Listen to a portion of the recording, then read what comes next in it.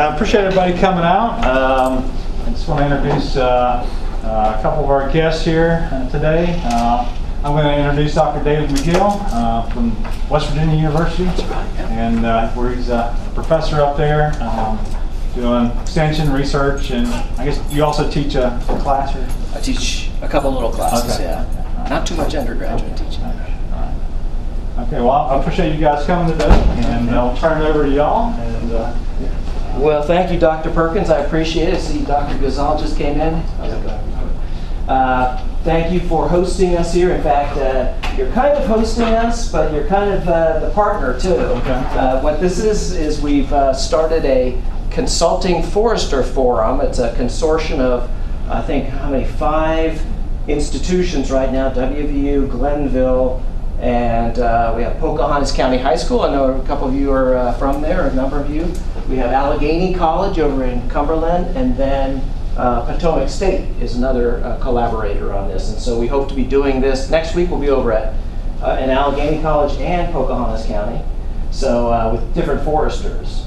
And so the idea is to, we don't have a lot of consulting forestries teaching a lot of times in some of our institutions, and there's so many of them, and they're all so different. So the idea is to bring them in. We have all these recording devices together here. We have the Pioneer Media here with us today too. Thanks for coming out. And so the idea is to record, talk to our featured consulting forester, Russ Richardson, who I'll introduce in a half sec here, and then compile that. We'll transcribe all of this information that happens today and put it into a biographical sketch that hopefully features some of their technical perspectives on forestry and some of their philosophical perspectives, some of the interesting things, how they interact with private landowners and so forth. So looking forward to that. So before I go with that, I did have a couple of announcements, and one of them is, have you all heard of the Tree Farm program here in West Virginia? It's a recognition program for woodland owners, and we do have a training session coming up on October 25th. It's coming up. It's during the day, so I know it's hard for students, but it might be interesting for you to come out. Free lunch. It starts at 10 over in Buchanan, and it goes to about 2. And we're going to be doing a tree farm inspectors training. Right now we have about 10 signed up. We have capacity for about 25. So if you're interested, talk to Dr. Perkins, and maybe he can get your name in touch with me and see if it's worthwhile. There'll be other foresters with the West Virginia Division of Forestry that are taking the training. And so it's always good to get out there and interact with the professionals. Maybe get an inside scoop somehow. The other thing is we have a little workshop coming up in Morgantown. If anyone's going to make their way up, we have a couple of Finnish forestry professionals coming over to meet with forestry professionals that are involved in inventory, forest inventory. They've been measuring their forests in Finland and have about 80% of it done, and now they're kind of doing some outreach to other people. They've been down to France and have been talking with some foresters there. They're coming here, and we're putting them in touch with some of our faculty. And some of our people involved in GIS and remote sensing and forest measurements and that kind of thing. And you're all welcome to come up to that too. We have an evening session at 6 p.m. on the 30th, Monday the 30th. So if anyone wants to come up, it's worth 2 credits, 2 continuing forestry education credits. Not much, but like I said, my little announcement should be fun. So you're all welcome to that as well. So hope to see you at one of those. So anyway, today this is actually our very first forum. So I was telling Dr. Perkins, this is pretty much improvisational. I have a whole big list of questions that we want to ask Russ today, but this is going to be an open forum as well. So if you have something that comes to mind that you want to ask Russ during the period, feel free. And we're going to be starting in here, maybe 45 minutes or so, and then we're going to take a break and walk over to the woods, kind of change the context, right? Give them to a different place where we actually have some trees around, ask them some other questions, maybe about their philosophies toward landowners or to the natural resources themselves. So I'd like to introduce Russ Richardson. Russ, I've often described him as the clarion call of forestry, and the reason I do that is because Russ brings up topics that sometimes the rest of us foresters don't want to hear about. I remember back when I first got here, I was sitting on the Forest Stewardship Committee with Russ, and he was talking about in non-timber forest products. And not too many people talked about non-timber forest products back then, but things like ginseng and moss and golden seal and that kind of, all those things. And then his next album, and no one really was talking about it. And then the next thing he brought up was invasive species. And we talk about it all the time today. But back then, we didn't want to talk, we weren't talking about it, and no one really wanted to talk about it because it's a big problem, right? It's a big problem in forestry. How do you do forest management and at the same time control invasive species? So Russ brings these topics up. The next one was pollinators and many more. Russ is a writer for the Two Lane Living magazine. He writes a little featured article, and so be sure to check into that. And so with that, I'm just going to ask kind of the first question and get things going. And kind of the first question is, how did you get involved in consulting forestry? That's an easy one. My involvement in forestry goes back to about the earliest thing I can remember is in the 1950s. My father was a bread man in Vermont, and one of the places on his route was a portable sawmill with a couple old French Canadians with horses, and the horses slept in the barn with the loggers. And once a week, my father went and delivered bread to these guys. Last time I was by there, the spruce trees that grew back are this big.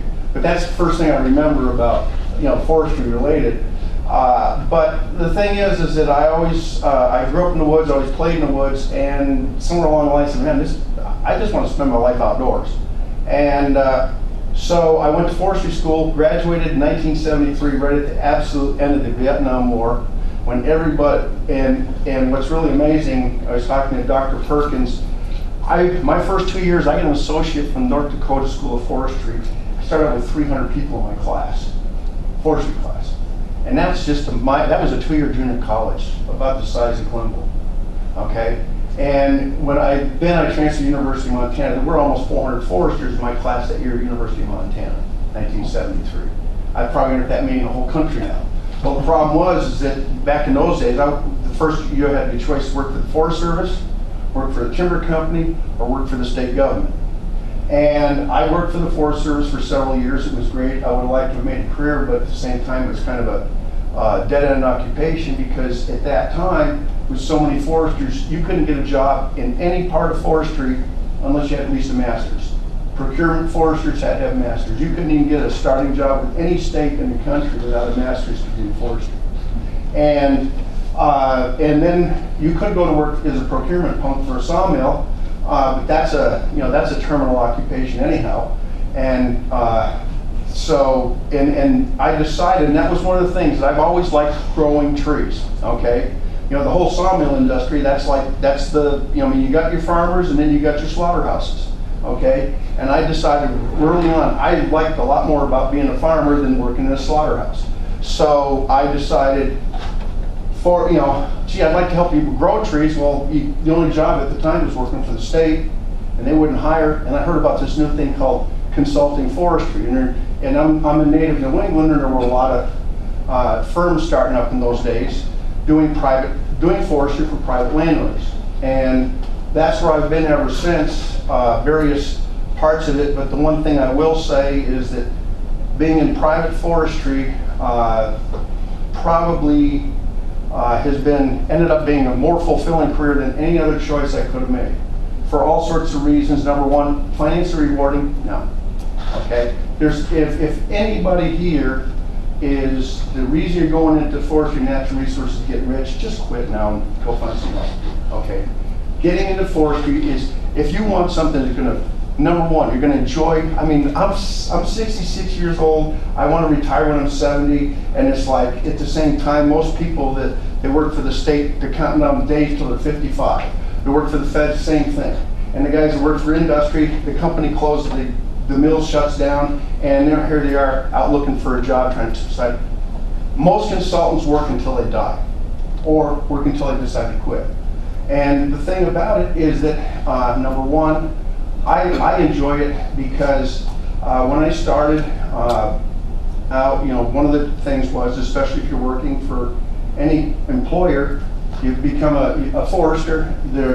One of the old things in the code of ethics in forestry is that who your boss or whoever you're working for, you have what they want, the boss is always right. And one of the things, if you're working in certain parts of forestry, say if it's procurement, stuff like that, all of a sudden everything you do becomes subservient to the ethics of whoever you're working for. And that can lead to some really serious challenges. And one of the things I found early on is that I like growing trees, and I really started to have more and more of a problem of somebody else's, having to apply my skills based on somebody else's professional, personal, or economic sense of ethics. I wanted to operate on my own. So for that reason, I've basically spent most of the last 40 some odd years self-employed because, I like the idea of making the choices. Now in school, in forestry school, you're taught a lot of stuff, but how to make the decisions, what to make them, it's nice to have somebody to ask. But at the same time, it's, if you like the idea of growing trees and you work for somebody that says, I want cut a oak tree over 20 inches, well, what about the nice ones? Cut them, or I'll fire you. There's where you start running into stuff. And if you go into, like I said, if you become a procurement punk, that's probably what's going to happen to you. So Russ, what were some of the first steps you did? You heard about this consulting firm, but what were some of the first steps that you took to actually become a consultant? I went looking for a job. I mean, I hustled. That's one of the things that forestry is what I always wanted to do, and it was never easy to get a job. So I basically ran all over the countryside looking for somebody to give me a job. And I finally did get a job working for a consulting company. But the thing I did do, which you guys can do today, which I encourage, is the best one, is that for the first 5 years I was in private forestry. I did literally thousands of acres of TSI, hacking, squirt, and stuff like that. Got really involved in the whole, because I like growing trees anyhow, and utilized some of the cost share programs that are out there stuff. And the company I worked for had clients that wanted to do the forest improvement work. And here in West Virginia, the amount of money back in those days, we were getting $20 an acre for doing TSI that they now pay $160 to $200 an acre for. Trust me, there's money in that. But the whole thing is that having spent 5 years with all the hatchet work and thinning, really get to understand how trees grow and what it takes to make a good tree. Because so much of forestry, especially here, the emphasis, generally speaking in West Virginia, they call it a timber industry, because the only thing they do is holler timber when the trees are cut down, the stumps are manufactured. And for this county, Calhoun County, and many of the counties in West Virginia, manufacturing tree stumps is the entire process of forestry. And so the whole thing is that as trying to decide, what to grow rather than just what to cut, because I mean, really, and that's one of the other things too, is the whole I get to help people pick out what to grow. The whole idea, and I tell her, with a landowner, if you're working for a sawmill, you have to say, I'm looking for these big trees, I want this and that. You work with a landowner, you get a chance to take a longer perspective. Okay, that person calls you up next week and says, I'd like to do something with my land. If you work for a timber company, the only thing you think, okay, can they cut timber? If you're working for the state, you might, who knows what you're going to tell them. But but as a private forester, I can come in and look at everything, look where it's going, where it's been, and try to give them advice and help them point a direction. You might actually end up working for these people 10, 15, maybe 20 years before they ever sell a stick of timber. But along the way, you might do a couple hundred acres of thinning. You could mark your boundaries 2 or 3 times, do 4 updated forest stewardship plans. That's all part of the business, okay? And that's one of the things that so much of the emphasis of consulting is on timber sales. And that's, yeah, you make money at it. But very early on in my career as a consultant, I actually went 2 years and did everything I could to avoid, I didn't sell a single tree for 2 years. I didn't make much money, but the reason I didn't sell timber for 2 years was just absolutely to prove to myself that I could do work survive as a consulting forester without selling timber. So Russ, did I get this right? Did you start with a consulting firm? Is that where you did all the I worked for a company called Green Diamond Forestry Service, which was a kind of a takeoff of Bartman, which was one of the original forestry consultants down south. And they're really, back when I started, there was Sewell up in Maine, There was AF&M, which is, they're big now, but they were a small company. That there were only half a dozen forestry consulting companies in the whole country that operated in more than one state. And when I was first started out, there were, in western Massachusetts, which is roughly, western Massachusetts, west of the Connecticut River, is probably as big as Calhoun, Roane, Gilmer, and Braxton counties. In that area, there were 150 private consulting foresters operating in the late 1970s. And they all were busy. And I come down here and I got 15 counties and I'm the only forester. Something's wrong with this bitch. Do you guys smell opportunity here? Okay? Seriously. I mean, that's one of the weirdest things about West Virginia, is that still in New England, consultant foresters outnumber industrial foresters probably 4-to-1. Because the sawmills, one of the things they learned a long time ago up there, they don't need to pay a forester to go out and buy timber. If they can read a bid notice, they can buy from any consultant. And so a lot of the country, there's not, so because they don't have, if you're a consultant, timber company's not paying you for your workers' comp or your health insurance or your retirement, all these things, they aren't paying you. It's up to you to pay. So there's the economics are such that, probably one of the more endangered things now is the industrial forestry. And most of them are, the thing is right now, how many industrial foresters are there in West Virginia over 45? Very, very few, because they usually put out farming by the time they're 50. Well, Russ, how did you make the jump out of a firm, which is kind of, I'm not going to say an easy way to get it, but it's already an established institution, right? How did you make the jump from that into your own private company? Well, the reality is,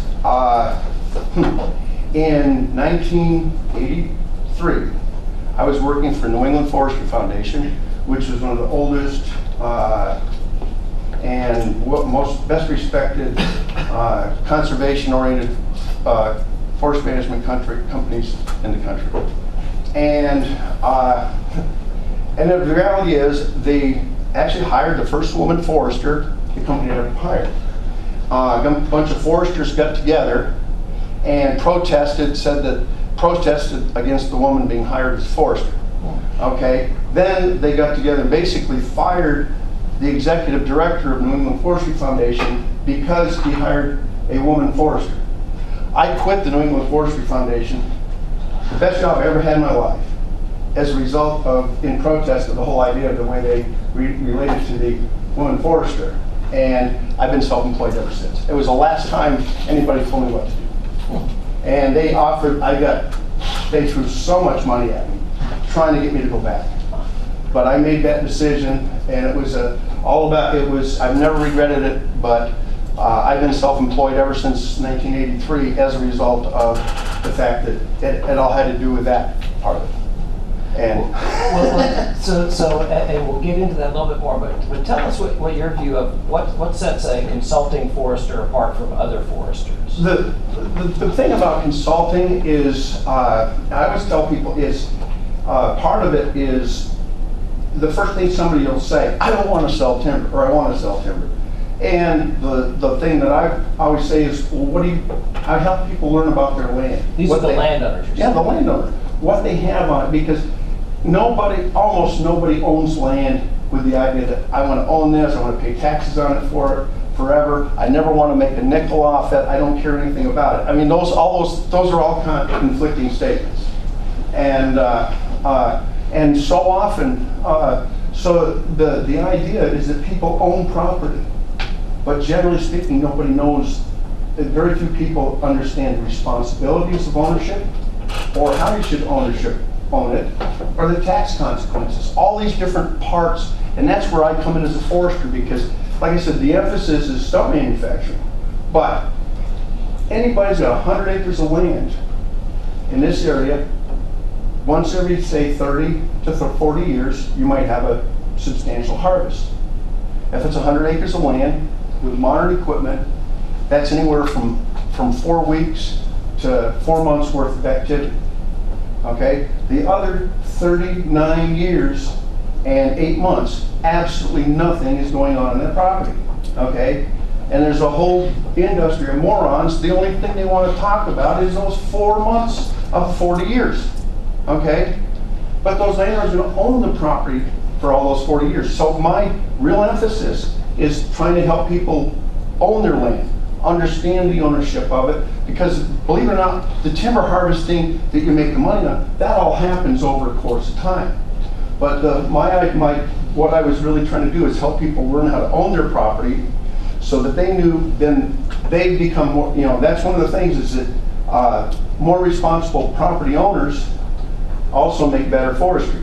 And the difference is, if you are in this part of West Virginia, a landowner calls up and says, I want to sell my timber, but can I do it without my land getting wrecked? That is always a call I get. If you pick the places where the timber markets are the absolute worst, the first concern is the mess in the woods. You get in a place like, say, Tucker County or Barber County, where the timber prices are off the roof, the markets are fantastic. They say, how much you charge to timber off my land? I mean, the attitude, and it's really weird, because the attitude of people when the land is the most productive is the worst, and where the markets are the worst, the attitude is the best. So a lot of my job is educating people to really look at their options. Just because right now, great example, nobody hears from Rowan County. There is an absolute, looks like timber boom going on in that country right now, okay? Seeing great big logs going down the road, and there's a feeding frenzy. People coming from all over West Virginia to buy timber there right now. Because, number one, state forester died. There's no way to do logging inspections. But, and this is where my job as a consulting really is getting important, is that we've got a whole bunch of people now logging on shares. Anybody ever heard of loggers cutting timber on shares? Logger gets 60%, landowner gets 40%. This is happening now in that area where loggers saying, we'll dig 60, Mr. Landowner, you get 40. All you gotta do, Mr. Landowner, is pay for the trucking. Okay. Trucking is absolutely the most prohibitively part of logging today. We have people that over there in Calhoun Gilbert counties right now getting their timber cut where they should be getting $600 or $800 for every truckload of logs going out of their woods. They're getting 50 or 60 because all the money's going for trucking, but they aren't finding this out until 2 or 3 weeks or a month into the job. So if you're on Interstate 79 right now, you're saying, where are all these big logs coming from? You see truckload after truckload of great big logs. And that's because the landowners are finding out, gee, I'm not going to get any money if the sawdust stuff goes. Every warehouse starting to have problems getting pulp because nobody's trucking it. There's all sorts of things going on. But and so my job is to try to educate as many landowners as possible to avoid this.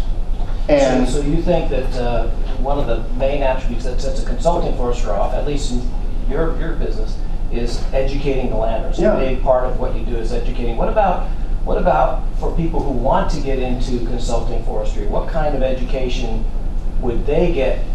How can you? What kind of classes or what kind of education should people wanting to get into consulting forestry take so that they can do what you're saying? Well, I think one of the things that I know how many of you people are going to try to get a 4-year degree or want to get a 4-year degree? Okay, that's probably the two things. It's really important. So many people, and this is a lethal trap, and this is the modus operandi of some consulting companies I have absolutely no respect for. Okay, summer interns. Okay, some of the best people that have never graduated from forestry school have taken jobs as summer interns from some of these aggressive or progressive companies. And there's always a reason to, well, don't, we got this big job going on, it's going to be real exciting. You don't have to go back fall semester, okay? That happens all the time. And all of a sudden, you guys get a 2-year degree, you're going to be nothing better than somebody's slave the rest of your life. If you get your 4-year degree and you eventually get certified forester, you can work anywhere in the country. You can work for yourself. You can always get hired by somebody. But the 4-year degree in forestry, that especially in West Virginia, allows you to become a registered forester, stuff like that. That's all you need, number one, to be able to someday be completely independently employed.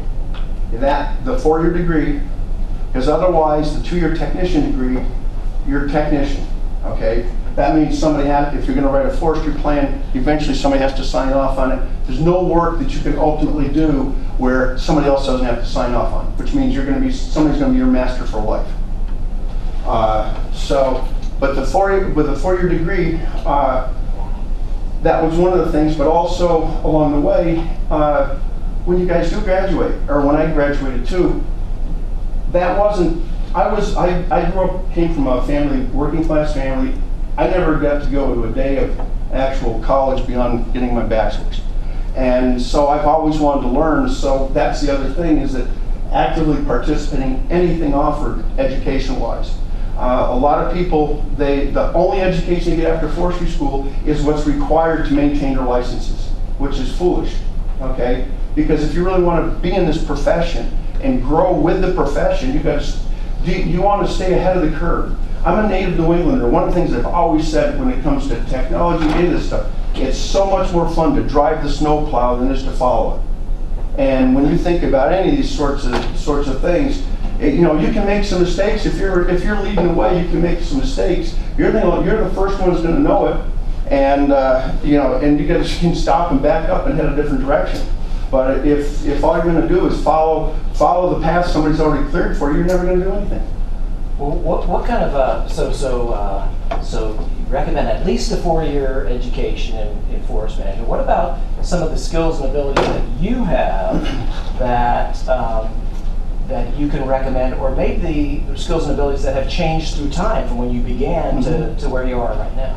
Well, one of the things that, having been in private consulting, I mean, one thing that has changed is the real estate business.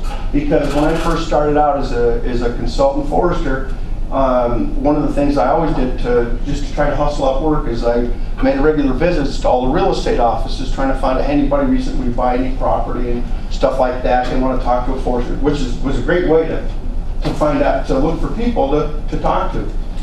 And but one of the things that I found out early on is that, especially in New England, the vast majority of people selling rural property were big-haired divorcees that didn't know anything except for how to measure road frontage. And and they were charging, and I started looking around and said, man, and people would go out, I would go to assess property, and I said, man, people really got a bad piece of land, and they get mad at me, not pay me for me going out and looking at them and telling them they got screwed when they bought a bad piece of land.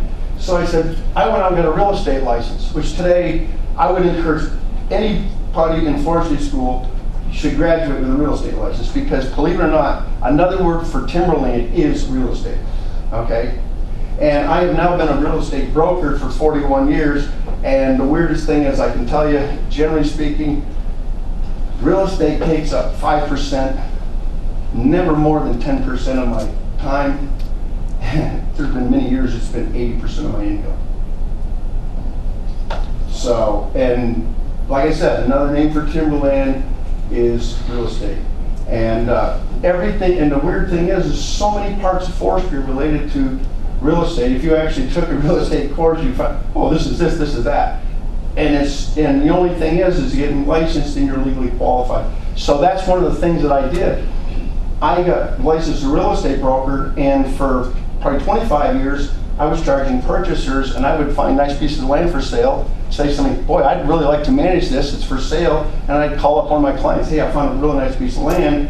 That's one of the ways that I built, and eventually the real estate ended up becoming a company called Land Concern, which we ended up, when we quit business, it metamorphosed into something called the Forestry Group. But that's a different story. What about so becoming a real estate broker, which is not just an agent? You know, right. The broker is the person who can actually seal the deal, right? Yeah. Has that? I mean, how does that interact with your being a forester?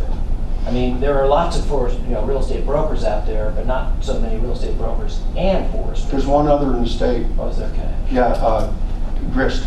Okay, Richard. Yeah, Dick So Grist. so does that give you an advantage as Well, being a forester? it does in a way. And being a real estate broker.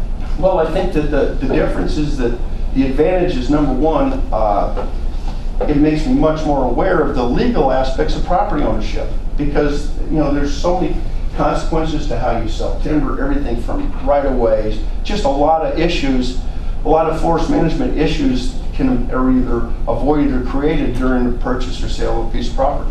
So that's one of the things to, because when you're looking at land and doing forestry work, a lot of people want to do stuff that's impossible. It's like you go to somebody's got 400 acres of land and one great big hollow, and the first thing they did was put a $150,000 trailer that goes from one edge of the hollow to the other. So without incredible expense, you'll never get a stick of wood out of it. I mean, those are the kind of things that, there's all sorts of stupid things people do because they don't know anything about owning land or using it. So a lot of, that's when they get into real estate, a lot of it's trying to guide people into making some, the short-term decisions can have long-term impacts. So that's where you really get into it. And also the other thing is having help people buy property. Now it is 30 years down the road, some of them wanting to sell it. So it's nothing you ever advertise, it's just part of doing the business. What about, let me just stop right here for a minute and see if are there any questions right now. I know there's a lot of, you can tell Russ is not opinionated at all. But here's one back here. What all do you have to do to become a real estate broker? Well, the first thing, you take a course, all your colleges offer real estate courses. And the first step is to get a salesman's license. Okay, and then you get a salesman's license, usually you find a sponsoring broker. And it takes about 2 years of experience before then you can take the test to become a broker. Back when I did it, it was really weird. They said, you want a salesman test or broker's test? And I thought, well, I'll be a broker with that. So I took the broker's test. And but when I moved to West Virginia, I was actually licensed as a real estate broker in Maine, New Hampshire, Vermont, Massachusetts, Connecticut, New York State, Ohio, and West Virginia. I actually had 9 states I was licensed as a real estate broker at one time. And but I settled on West Virginia, and but that was because the states are reciprocal in lots of cases. But the thing that being involved in real estate really gave me a better awareness of all the legal aspects of property ownership. Because one of the things that gets a lot of people in trouble as consultant foresters is they take people's word. They don't. I mean, one of the most important things about anything with forestry is don't trust anybody. You can't. You can't trust anybody for their word. Trust me. Where's the contract? Yeah, just really. And when it comes to stuff related, and so you want to prove everything yourself. And it doesn't mean that nobody in the world is honest, but the only thing is everybody's got a different perspective. And one of the other things too is, as far as this, when you're dealing with the people in the industry, you can't, one of the things that forest consultants always do when they start out is the first thing they got to do is they got to badmouth everybody in the timber business as a way to say that they're better, which doesn't work, okay? And one of the big fallacies that happens is that when you work for, say, you've got 4 different timber companies, Joe's Pallet Shop, Ace Veneer, whatever, the different, every one of those people, the company's got a different set of criteria that they're looking at. And so often, they'll have, their buyers are looking for a completely different product line or way of cutting and stuff like that. So lots of times the variation in price isn't that this guy's trying to steal them, this guy's overpaying. Everybody's got something different. And lots of times, young consultant foresters will, one of the things is to say everybody's a crook when it isn't, but also when you're out there looking, and this is where I paint the trees, and the advantage, this is one of the advantages to everybody when you have a forester actually counting and measuring and painting all the trees to be cut. Everybody that goes to look at the property is looking at the same trees. They're making the offer on the same things. That's the only way you can actually find out what the timber's really worth. if they're marked and there's a specific number. Because beauty's in the eye of the beholder, and you might have somebody that wants every 12-inch poplar they can absolutely find, and then you might want have the next company, they don't want a single poplar tree that's under 16 inches. And so that's part of it, is that you can be the basically, I help lots of times provide the proof as to what's there, so then people can make a decision. Because I'm not beholden to any timber company. My payday comes from the landowner. Even though the timber company says, oh, we're paying. No, I'm getting something out of the proceeds of the timber sale. You know, you might write me the check, but I'm not working for the timber company, I'm working for the landowner. And that's one of the things to always remember, because a lot of the people in timber try to tell you that they're paying you, which they really aren't. The landowner's paying you, it's just coming out of the timber company's checking account. Any other questions out there right now? Okay, how about this? You mentioned in terms of being a real estate broker, there was one other individual in the state that does that, kind of is the forester, has forestry training, and is a real estate broker. Do you have opportunities to work with other foresters in your business? Well, your company? I was going to say there's two other foresters that do, Dave Hill and Ned Sistrom. I actually sponsored both of them to become brokers, so they're salesmen. I don't know, Dave now was a broker, but I think he's an actor. But we had a couple other foresters.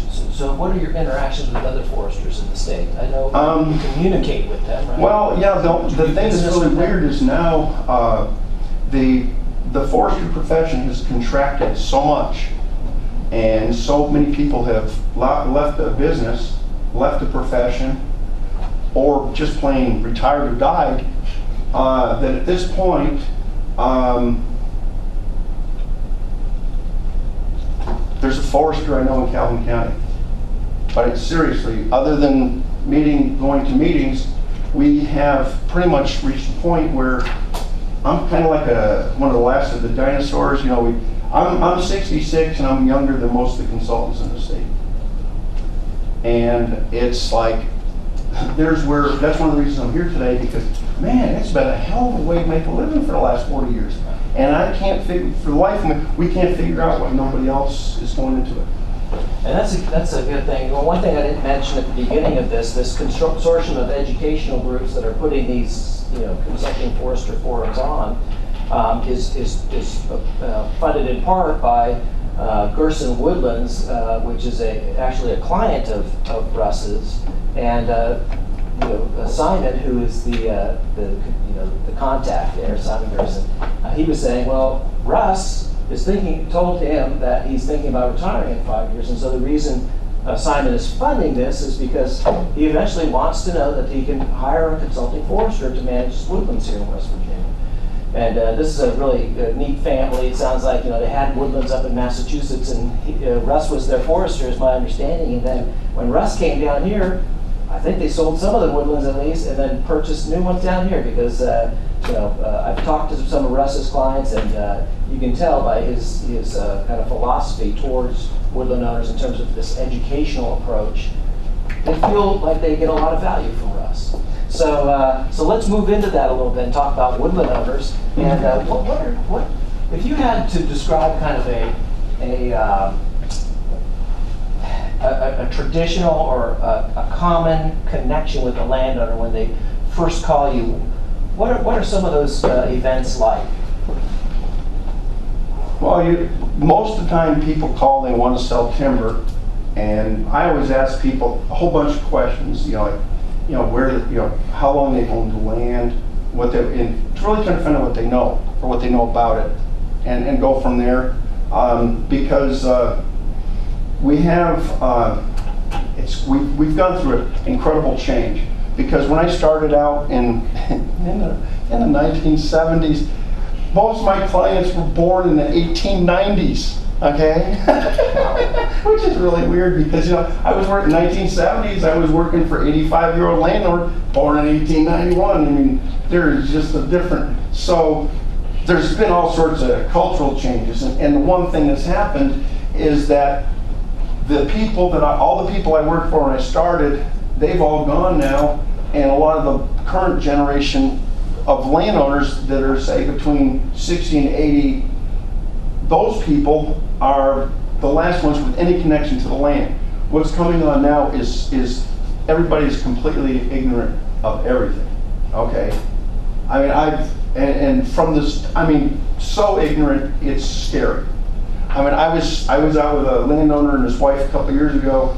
He's a surgeon, they live in Texas, and this lady's we were walking through the woods, she touches an oak tree and a big part of it's dead, and a big part of the bark falls off the tree, and she says, "Oh, is there something wrong with this tree?" Okay, you know. Okay, so when you're out in the woods with people who can't even tell the difference between a live tree and a dead tree, how are you going to talk, you know, economics? And you go up to Morgantown, they're going to spend years telling you how to do discounted rate of return on something that doesn't mean anything to anybody. Because that's one of the things. There's a lot of time spent trying to justify computer programs. Anyhow, but So, I'm sure you have a lot of fascinating stories like that. We'd probably like to hear. But what about, have you ever told a client that you would not work for them? And you don't have to share exclusively this, but is there a way you could? Have you had any that you said you wouldn't work with? I've fired clients because I've been a long-time member of a group called the Forest Guild, or Forest Stewards Guild, but one of the things is that my interest in forestry has always been to look out for the woods, because the trees generally can't speak for themselves. So that was I figured that, look, if I look out for the land and I look out for the forest, I'm looking out for the landowner. Because one of the weird things is that you can't just, if you're only looking out for the landowner, that might work, but if there's no situation I've ever been involved with where I didn't emphasize the land first, but the landowner didn't come out ahead. And that's, I always avoid that conflict. So when people tell me what they're going to do, I mean, I've had people say, if I hire you, this is what you're doing. And I said, well, you're not hiring me because you're not going to tell me what to do. Because people say, do what you think is right. And then they try to tell you what to do. I mean, they're hiring me for what I know about silviculture, what I know about tree valuation, or things like that. They're not, I mean, if they want a trained monkey, they get a monkey with a dinner plate. And that's so for that reason. There are too many, think of it this way, there's so many good people out there. Why deal with buttheads? Okay? And the thing is, too, is I've had people where if you don't trust somebody, go with your gut. I had a landowner where a guy once, I almost did work for, and for some reason, something about him, I just didn't kind of like the vibes I was getting from the guy. And out of the blue, he finally called me up and says, well, I've decided I'll hire you. And I said, well, sir, I've decided I really don't want to work for you. You got to work for me. And I said, no, I don't. I'm self-employed. He says, you better or I'll sue. And I said, that's not why I want to work for you. And I mean, so yeah, there's all sorts of, lots of times, and that's the other thing, is that there's lots of times where it's easier, you're better off to do a job for free than you ever are to try to collect money for it.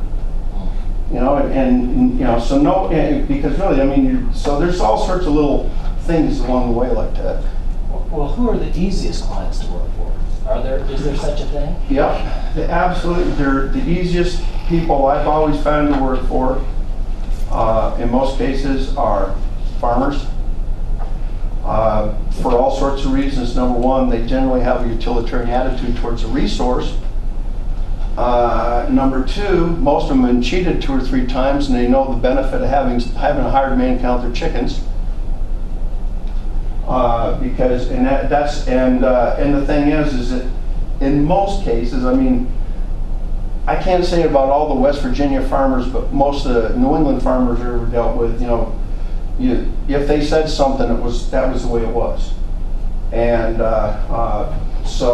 but one of the things that originally brought me to West Virginia was when I started out as a consultant forester in New England. My job was to protect the poor innocent landowner from the mean old logger. By the time I got fed up with trying to do forestry in New England, my job was to protect myself and the lawyer from myself and the logger from the landowner and the lawyer. Because even though I was working for the landowner, somewhere along the line, lawyers found out money was changing hands in timber sales. And one of the scariest parts of forestry in New England was when every lawyer in New England became an expert on timber sale contracts. So, but that's one of the things that drove me down here, plus the idea of actually practicing forestry. But so do you ever work on verbal contracts? Yeah. It doesn't, at what point do you have to go from a verbal to a written contract? Anytime you're gonna put anything in writing. That you need to put in? If I'm gonna go out in the woods and walk around if I'm gonna go out in the woods and walk around for half a day, at the end of the day, if you pay me for the time I charge you, but if you're gonna, I'm gonna charge twice as much to put anything in writing. Wow. Because once it's down in writing, I mean, and this is for all you internet trolls here. This is one of these weird things that taught me a lesson. I have a really, really good client who lives in Atlanta, Georgia, okay? And back around 2007, that's 10 years ago, I got an email from this lady, says, on June 10th, 1995, Russ Richardson said, okay, they jogged an email that I wrote 12 years earlier, okay, and I have not, since that day, I have not sent out one single email that was not a complete thought, a complete defensible thought, or anything, okay? And in professional forestry, there's absolutely no word, there is no room whatsoever for four-letter emails. Are you okay? Okay? That's crap. Okay? So that's one thing I'll say is communication in this business is essential, and there's not, and that part of it is that was a lesson I'll never forget. And just remember, anything you put in writing, somebody's going to drag up. Anything you put in writing, somebody can sue you about. And that's one of the reasons why I charge twice as much to put stuff in writing. And I'll go out walking around the woods and you pay me for what I tell you. But the thing is that when you put it in writing, you're going to have more proof. You're going to have some cruise plots or some other data. Where when you walk through the woods, it's your visual analysis of what you see. So if you've been working with someone and they want you to set up a timber harvest for them, a timber that's sale, absolutely, that's nothing, absolutely no part of a timber sale. I mean, I'll wait until I'm ready to start marking the timber before I send them the work order. But I won't do, I mean, there are people that'll go and they'll do a cruise to tell somebody, the crap that people do to prove that it's worth hiring them for timber sale is stupid. I mean, some of these guys do more, I've seen people do more work trying to convince landlord to hire them to sell timber than the sale is even worth. So, you know, and that's, because that's one of the old things is the first visit's free. We can't do that anymore, okay? And that for 30 years, that was the forestry, the first visit's always free. And the thing is that you know, there's nothing worse than going and meeting somebody and spending a day with them on the idea that a year or two from now you're going to get enough money to pay for the gas for today's trip. So, but that's where, you know, if somebody wants me just today, I'll charge them for today, but anything, because when it's in writing, like I said, you may have to defend it at some point. So, you know, any contract to do anything, if it's a stewardship plan, if it's a timber sale, all that stuff should be writing, because you got to break down, number one, the person's expectations, what you're going to deliver, and you should explain what you're delivering or promise. And that's the other thing that does happen, is that a lot of guys, people, and it can be guys, it can be both genders, you know, just to make sure. But anyhow, they'll start to get busy and pick up a timber sale. The first thing they do, oh man, I got 2 timbers, I better hire somebody quick. That is so stupid, okay?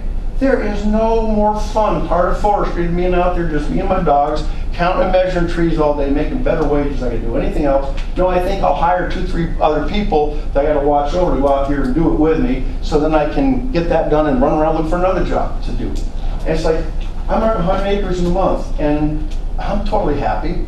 And yeah, I could get a couple people and mark 100 acres in a week, but then what? Spend the rest of the month looking for another job. So one of the things is that with a lot of this stuff, doing things by yourself has a lot of benefit. Okay, we get bad weather. We get 2 months. January's a bad month. It doesn't cost me anything to not leave my house in the morning. But if I got 6 employees, it costs $300 to not open the door, or $400. So some of these things you're starting to talk about are out in the woods kinds of things, and maybe it's a good time to take a break, change the venue, and for those of you who are going to follow us, we're going to go into the woods, I think, across the road, and talk to Russ about, we're going to continue talking about his philosophy of working with landowners and his philosophy about how he works with the natural resource, the woods. Well, before we get up here, anybody have questions for Russ right now? Your thoughts or questions for him right now? It's a weird thing is that back in 1972, when we asked the Forest Service, we were marking timber in Montana, and a bunch of us got together and said, what if all the tree marking paints those days had lead in them? And we said, you know, what if we end up using this crap for 30 or 40 years? Maybe we should ask them to get the lead out of it. Well, that's 45 years now I've been using it, so I guess it was good. But blue was the first color we got lead out of. I still use blue paint. But all the tree marking paints up until probably 1980 had lead. Okay, we're going to talk about that outside. All right. Now we mark trees. For consultants, and Drew, you, and Steve, maybe you can just tell some of the other students about maybe your experience in doing your internship with the consulting force. So we'll pick on Steve first here. Maybe you just share with everybody else. I work for John Wayne, and everybody laughs at me when I say that because it really is his name.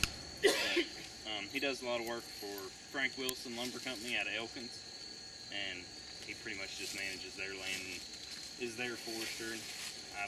My experiences with him was just marking timber and a lot over in Helvetia and Pickens area over in there where the timberland's really, really good. And it was pretty cool to see the difference in the timber industry over there versus the rest of the state, just how different it really is. John is going to be the Russ next week at Pocahontas County. Oh, okay. All right, Drew? I work with Dave Harper. He's got Forestry in Somerville, West Virginia. He just sent me out pretty much just cruising timber, and what he would do a lot of times, he's self-employed, and he would even sometimes go out and buy these farms, log them, fix up the houses and sell them as another income he'd have. But he sent me, I went with him, it's really cool how he showed me, like, there's pretty much rock cliffs. He said don't even go nowhere near them because that timber there won't be able to be logged because you can't get none of the big machinery down to them.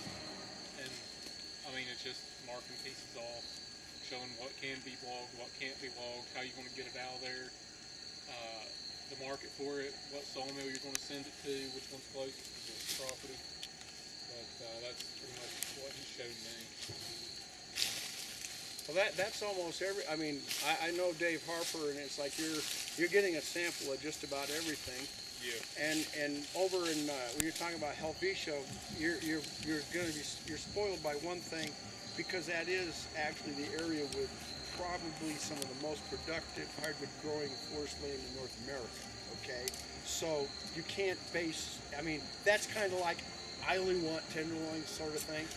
I mean, that's why they own the land, and you know what I mean. It's just, but that's where TSI is just. Man, if you get a job doing TSI, So there's a lot of difference in how you can practice depending on where you are. yeah, the type of landowners, type of land, type of forest, everything. But you know and the one thing I can tell you is that they've often said that there's no good timber west of Interstate 79, but the fallacy is the best timber in West Virginia is west of 79 because they spent the last 75 years telling everybody there's no good timber west of 79, and we got no sawmills and nobody's buying it and nobody's cutting it. I mean, there's 100, when they did an inventory several years ago, there's 188,000 acres of mature timber in Calhoun County. Trees of commercial size, but that was 20 years ago. And so let me get into a couple of the final questions before we start ending here, right, Brian, or Dr. Perkins?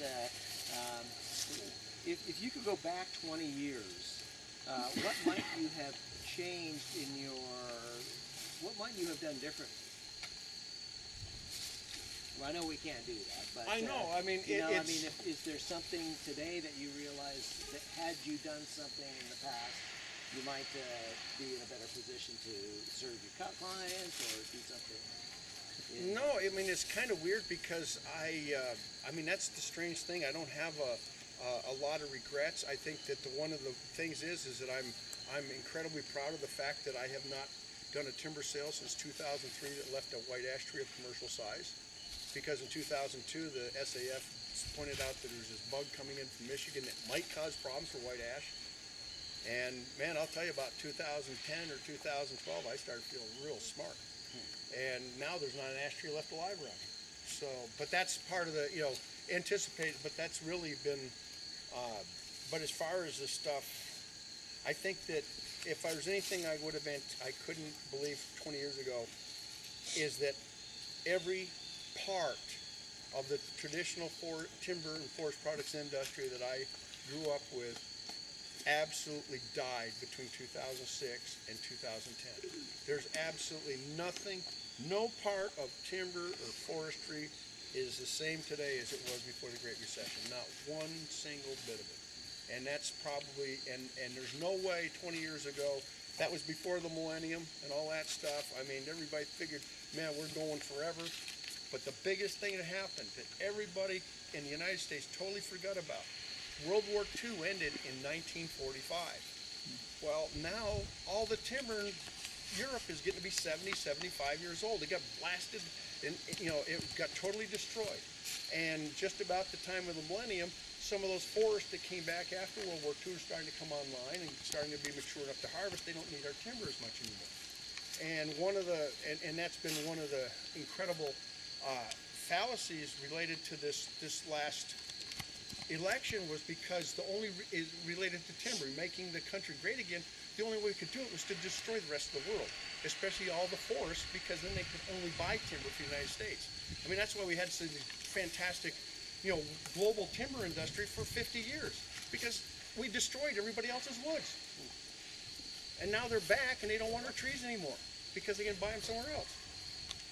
How about in 20 years? How do you think consulting forestry will change in 20 years? I think in 20 years, consulting forestry, especially in a place like West Virginia, is going to be extremely important.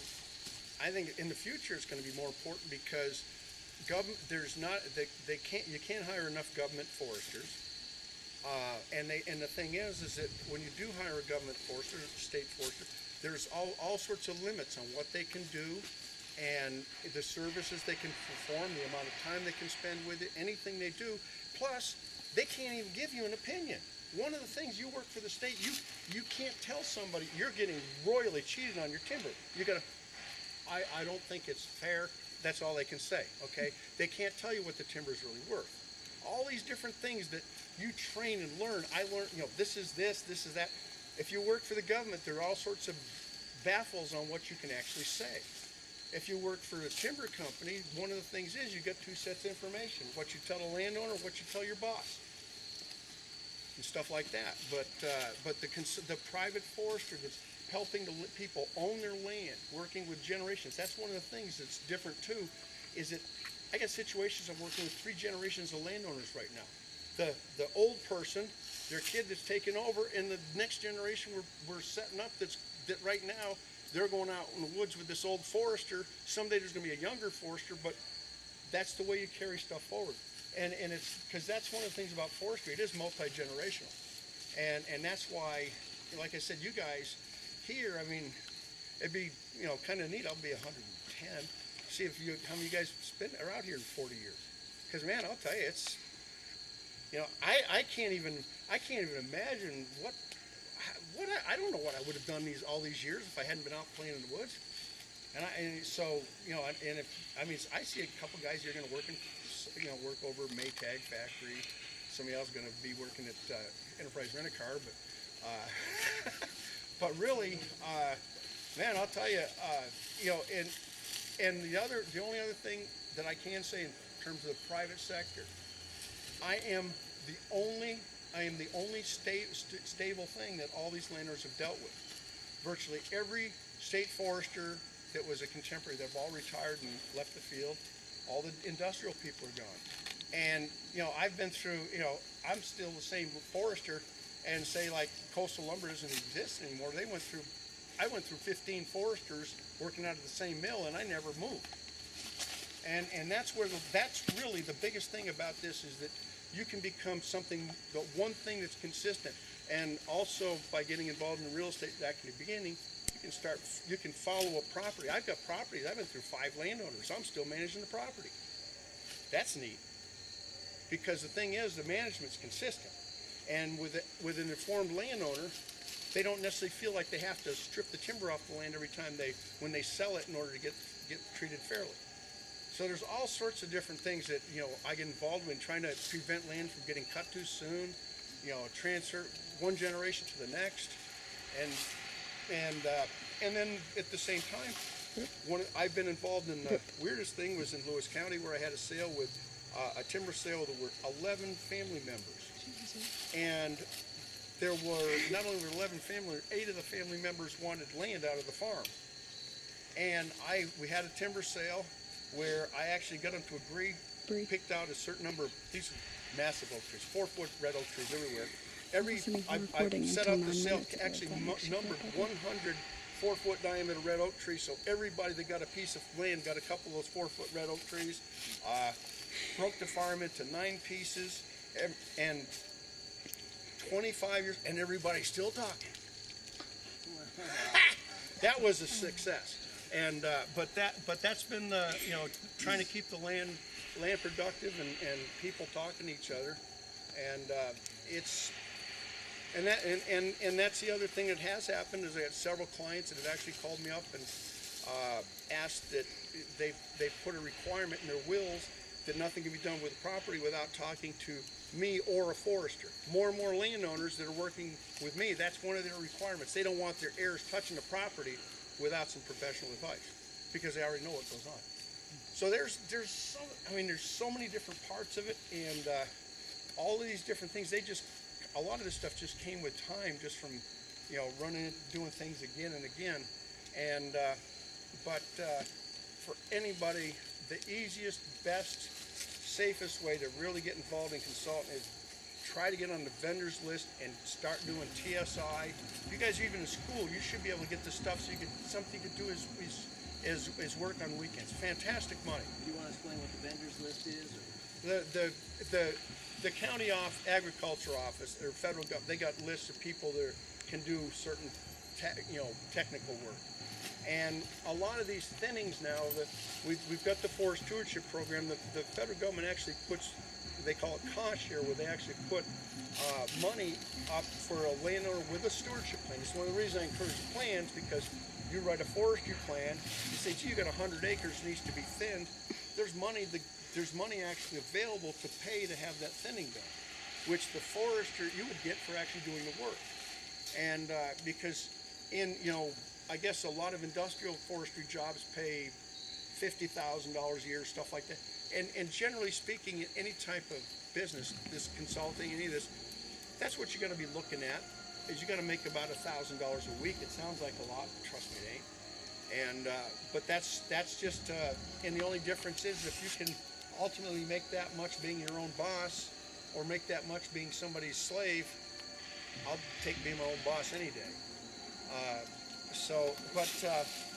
I mean, as far as the stuff goes, I know that there's some of us guys out there wouldn't mind having people follow us to the woods.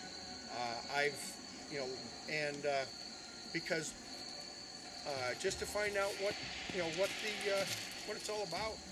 And I mean, the funny thing is, you usually only take people out, timber marking, because cruising is one of those things that you just do. And that is the strangest thing. I will say, I'm kind of a, I guess, Luddite, whatever. I've not used GPS for anything yet. Never done, and probably I might actually be able to spend my whole career not even doing anything with GPS, only because that's new stuff. I mean, if I can't tell where I am, the GPS ain't gonna tell me. and that's one of the things that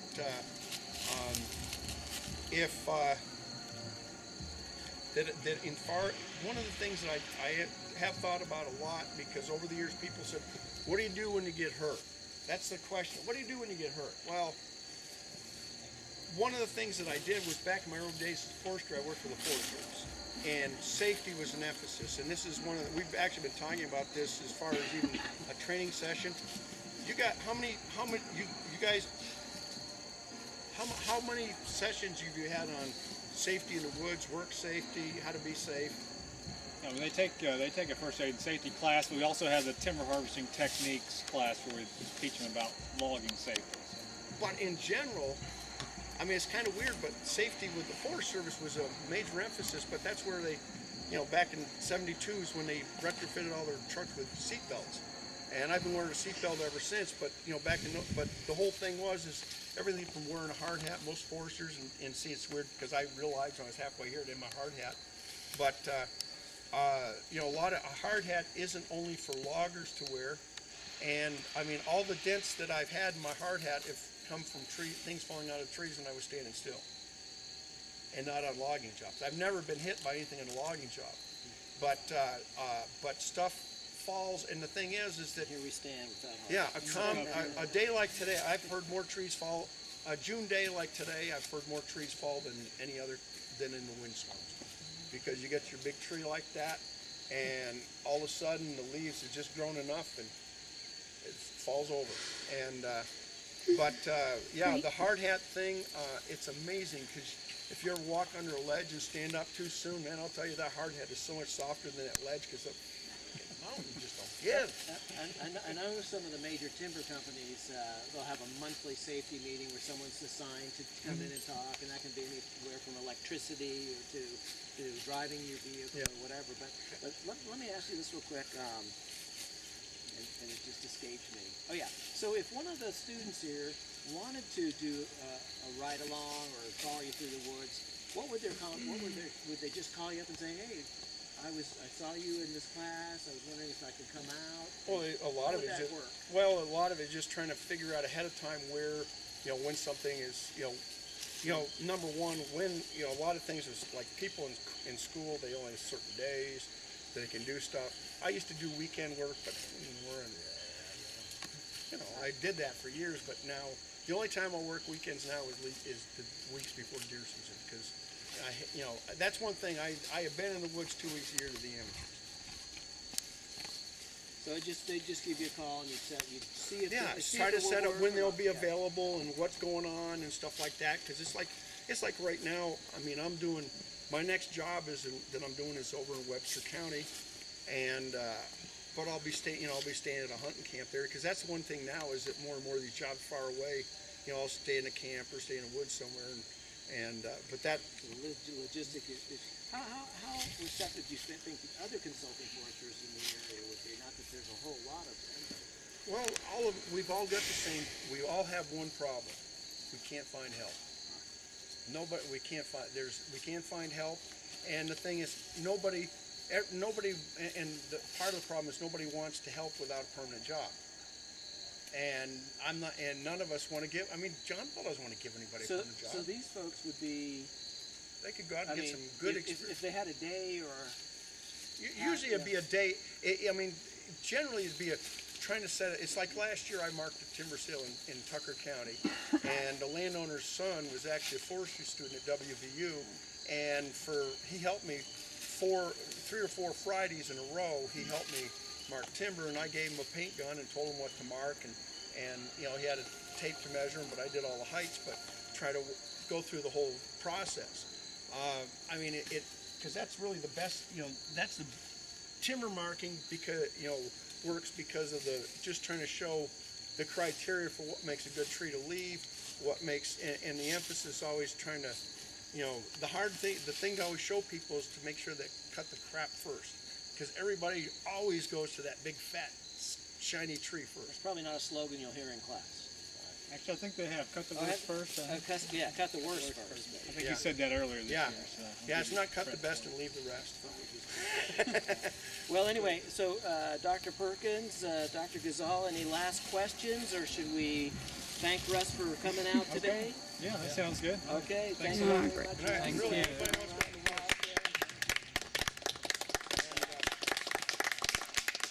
Hopefully we'll be back with another consulting